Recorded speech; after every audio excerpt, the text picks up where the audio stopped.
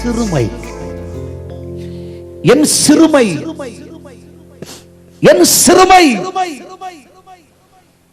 அந்த நேரத்திலே கர்த்தர் என்னை பலுகி பெருக பண்ணினார். ஐயா, என் சிறுமையில் தெய்வம் என்னை ஆசீர்வதிக்கிற நிலை. எல்லாரும் உலகத்துல ஐயா எல்லாத மாதிரி அறிவு, புத்தி, சமர்த்தி, ஞானம் எல்லாம் இருந்தா தாங்க கேட்டா கூட கொடுப்பாங்க ஐயா. ஆனா ஒண்ணுமே இல்லாத நான் 5 ரூபாய் கடன் கேட்டா கூட யாரும் கொடுக்க மாட்டேங்க. ஆனா ஏன் அப்பா அப்படி இல்லை. நீ சிறுமைப்பட்டு நீ ஒடுக்கப்பட்டிருக்கிறேன்னு நினைச்சு உன்னை பார்த்து உன்னை பலுகி பெருக பண்ணுகிறார்.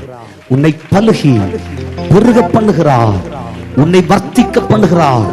உன்னை ஆசீர்வதிக்கிறார்.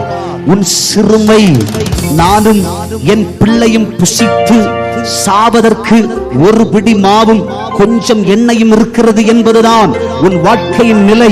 அந்த பாத்திரத்தை ஆசீர்வதிக்க தெய்வத்தால் முடியும். அந்த பாத்திரத்தை பெருக செய்ய தெய்வத்தால் சாத்தியமாகும்.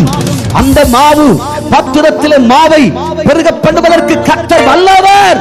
அந்த எண்ணெய் பாத்திரத்தை நிரம்ப செய்ய கர்த்தர் வல்லவர். என் சிறுமையில்